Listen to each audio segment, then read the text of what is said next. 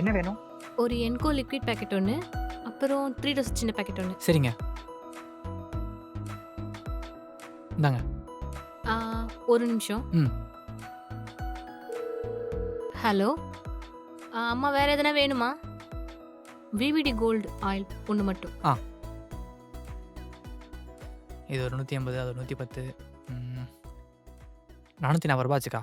240 ரூபா கொடுங்க. நீ தான்ப்பா எனக்கு 60 ருபீஸ் தரணும். 200 ரூபா தானக்கா கொடுத்தீங்க. நான் 500 தான் கொடுத்தேன். நல்லா யோசிச்சு பாருங்க. 200 ரூபா தான் கொடுத்தீங்க. இல்லை, நான் வீட்டிலேருந்து எடுத்துட்டு வந்துட்டு 500 தான்ப்பா.